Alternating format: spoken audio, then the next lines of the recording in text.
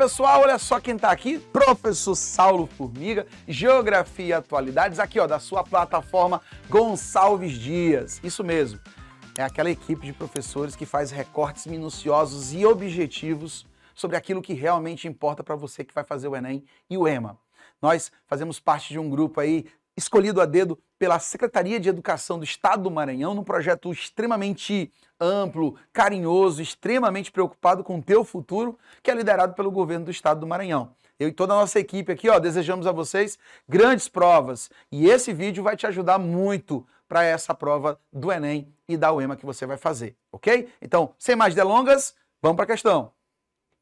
Olha só, analise a tabela. Primeira coisa, gente, o Enem adora trazer textos, mas também gráficos e tabelas. Os textos não verbais. Então tem que tomar muito cuidado como você vai interpretar isso, ok? Então olha só, aqui ele diz o tamanho das cidades, é uma questão clássica de urbanização. Ele fala o período histórico, tá? Praticamente aqui de 10 em 10 anos. E fala o percentual da distribuição dessa população ao longo dos tempos. Você percebe aqui que desde 1970 eu tenho um maior percentual em cima das cidades com mais de 1 milhão de habitantes, as famosas metrópoles, tá? Não esquece, anota aí, ó, toda metrópole começa a partir de 1 milhão de habitantes. Por que eu tenho desde os anos 70 essa concentração? Que se mantém, inclusive, ao longo dos tempos, ó. Eu tenho o crescimento constante dessas regiões metropolitanas, ó. Pouquinho, mas crescendo de maneira constante. Da mesma forma, as cidades com mais de 500 mil habitantes também vai crescendo de forma contínua. Quem vai diminuir? As cidades pequenas. Olha só, as cidades entre 20 e 50 mil, as cidades menores que 20 mil habitantes. Você vai ter o encolhimento delas exatamente pela incapacidade dessas cidades pequenas de absorver essa mão de obra. Essa mão de obra que é necessitada de trabalho vai buscar, portanto, essa prerrogativa em outros horizontes. Em 50 mil a mais, percebe-se que ela vai crescendo, depois decai, e de 100 mil para frente. Essas são as principais. Agora um detalhe importante, o comando da questão. Por mais que você primeiro faça aquela leitura rápida aqui para entender a tabela, o comando é decisivo. A análise dos dados da tabela e conhecimentos sobre a urbanização brasileira evidenciam que, ou seja, o comando te remete para a tabela e as alternativas vão estar tratando da tabela. Então, muito cuidado com isso. Letra A. As cidades que menos crescem são as cidades menores, com até 20 mil habitantes, devido ao processo de êxodo rural. Gente, o êxodo rural é a transferência da população do campo para a cidade. Se essa população do campo tiver que migrar para fazer o êxodo rural, ela vai para a cidade que ela pertence, para depois fazer a migração cidade-cidade, ou urbana-urbana. Então, falso. Letra B. As cidades que mais crescem são as cidades com mais de 500 mil habitantes, devido ao processo de desmetropolização. Bem, se você voltar à tabela, a taxa de crescimento, por exemplo, de mais de 1 milhão de habitantes, bate aqui 2 pontos, tá? 2 pontos percentuais, que não acontece com mais de 500 mil. Então, quem mais cresce é as cidades de mais de 1 milhão de habitantes, e não de 500 mil, ok? C. As grandes cidades com mais de 1 milhão de habitantes são as que mais crescem devido ao processo de especulação imobiliária. Aí não. A especulação imobiliária não favorece o crescimento das cidades. Pelo contrário, a especulação imobiliária faz com que, devido à demanda alta, o metro quadrado se torne mais caro. E ficando mais caro, ele se torna menos acessível à população, que muitas vezes procura a periferia ou procura cidades menores. As cidades que mais cresceram em termos de volume de pessoas no Brasil são as cidades que estão acima de 500 mil habitantes. São as chamadas médias, de 500 mil habitantes até 1 milhão de habitantes. Então veja, elas cresceram por imprudência das metrópoles no trato urbano. As metrópoles atraíam, mas se tornaram mais caras. Com o aumento do custo de vida, as pessoas passaram a migrar em busca de cidades médias. D. O crescimento das cidades médias entre 100 e 500 mil habitantes é consequência do processo de desmetropolização. Foi exatamente aquilo que a gente citou agora há pouco. Cidades como São Paulo, capital, cresceram demais. E esse crescimento trouxe engarrafamentos, trouxe competição pelo espaço urbano, que é a especulação imobiliária, trouxe poluição, trouxe violência, trouxe aumento dos salários, sim, mas também aumento do custo de vida relativo a esses salários. Então São Paulo começou a gerar uma saturação espacial. E essa saturação espacial começou a mobilizar as pessoas em busca de cidades sem grandes corrideiras, sem grandes movimentos sociais, sem grande leva e traz. Para ser bem exato, procuraram cidades com mais tranquilidade. Cidades sem os engarrafamentos infindáveis, cidades onde o tempo de deslocamento entre casa e trabalho seja o mínimo possível, e cidades que tenham áreas verdes muito grandes. Por quê? Porque elas precisam ter qualidade de vida. Hoje é um novo momento dos brasileiros, sobretudo dos brasileiros das metrópoles. Então, muitos deles, com muita mão de obra qualificada e com certo nível de patrimônio, eles começam a migrar agora para cidades menores, em busca da tranquilidade, em busca de uma desaceleração. O nome disso é a desmetropolização dos grandes centros urbanos brasileiros. Não só do Brasil, mas do mundo inteiro. Então essa redistribuição das pessoas também segue uma redistribuição econômica, viu? Não pensem vocês que as pessoas estão brigando porque estão buscando qualidade de vida. Na verdade, elas estão saindo das grandes metrópoles para as cidades médias porque o emprego, a renda e os investimentos também fazem esse mesmo movimento. Então, fábricas que estavam sempre muito concentradas em torno das grandes metrópoles, hoje se propõem a produzir em cidades menores.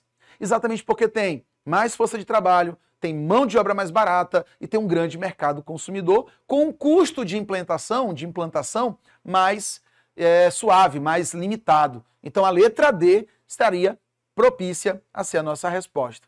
E a letra E que fala o seguinte: o crescimento das cidades pequenas, entre 20 a 50 mil habitantes, é consequência da expansão da fronteira agrícola. Gente, expansão da fronteira agrícola não traz expansão de emprego e renda. A fronteira agrícola hoje é feita pelo agronegócio altamente mecanizado. E as cidades entre 20 e 50 mil não estão em expansão. Pelo contrário, elas estão caindo em quantidade absoluta de pessoas, exatamente porque as pessoas estão migrando para cidades de um porte maior, exatamente por conta da dinâmica econômica mais ampla e, portanto, mais propícia a pagar pelo custo de vida. Perfeito? Então, somente letra D, resposta correta dessa questão. Bem, e a outra questão está aqui, ó, falando sobre fontes energéticas, que é um tema também muito forte, sobretudo a história com o petróleo. Em outubro de 73, uma nova guerra entre árabes e israelenses acabou deflagrando o embargo dos fornecedores de petróleo ao Ocidente. O embargo significa o quê? Eu seguro o fornecimento, eu simplesmente bloqueio. Seguido de brusca elevação de preços, que atingiu durante o Brasil, que atingiu duramente o Brasil, até a leitura está sendo equivocada.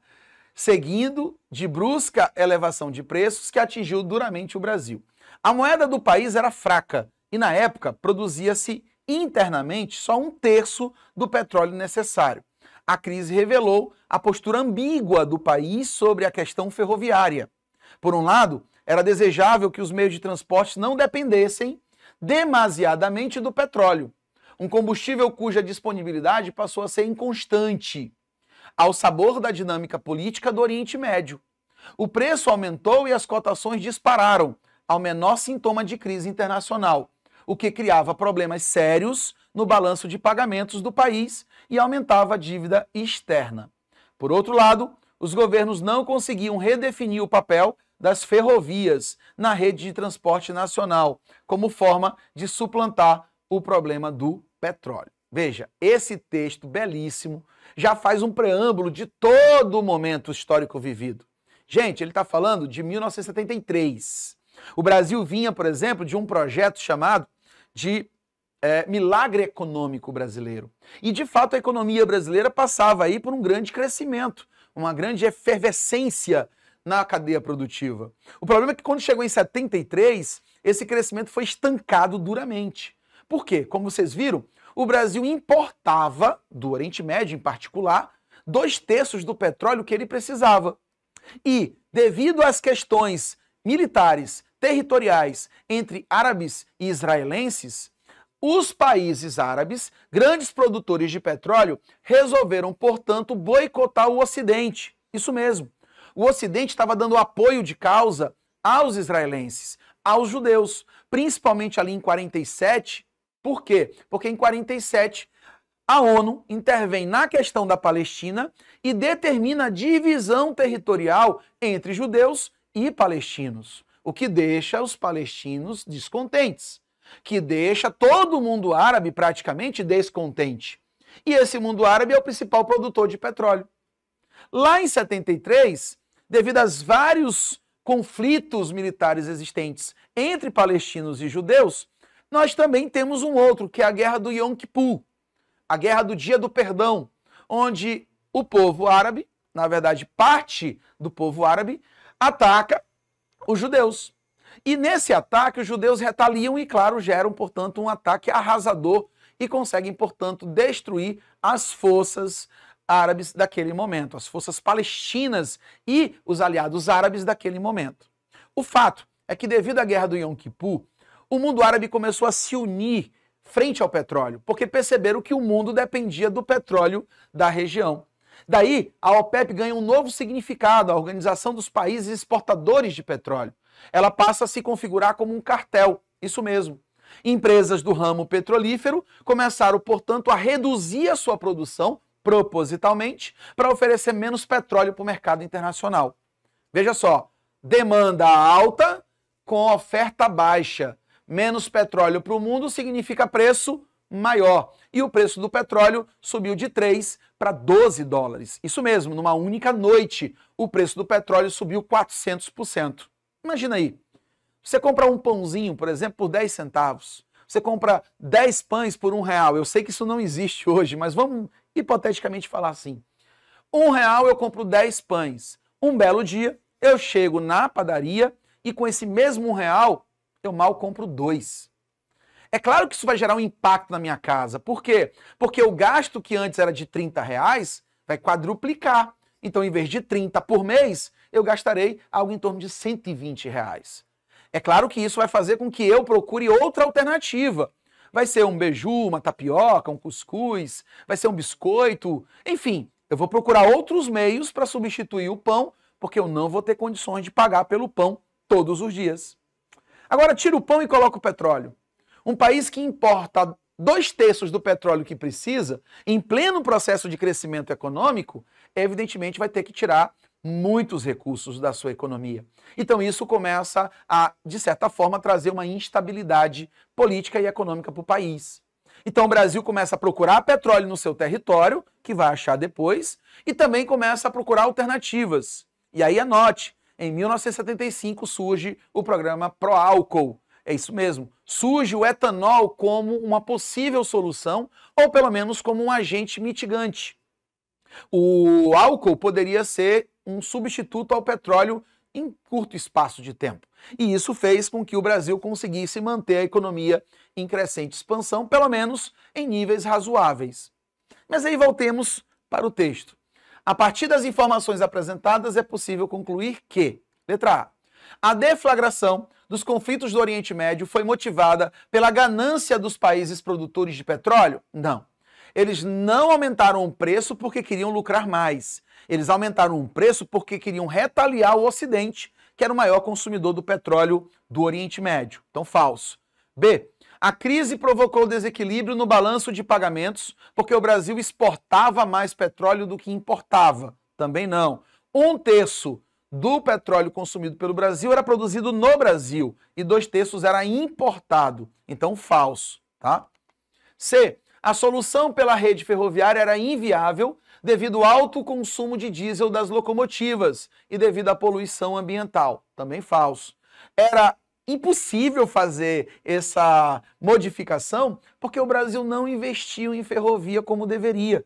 É um país de proporção continental e, como todo país de proporção continental, precisa ter seus extremos ligados por sistemas de transportes de grande volume e de baixo custo, como é o caso das ferrovias. O Brasil, desde JK, decidiu investir nos automóveis, ficou dependente das rodovias e isso tem um preço. D. O choque do petróleo, como ficou conhecida a crise, teve implicações sociais derivadas da instabilidade econômica. Claro, O choque do petróleo aumentou o preço do petróleo no momento que o Brasil importava 2/3 de todo o petróleo necessário. Então é claro que isso vai fazer com que haja um aumento do custo de toda a cadeia produtiva. Imagina um táxi que abastece a R$3 o litro da gasolina naquela época e passa a abastecer por 12. Ou, levando para os dias de hoje, aqui em São Luís a gasolina está em torno de R$ 5,50. Imagina você quadruplicar isso, pagar R$20 por um litro de gasolina.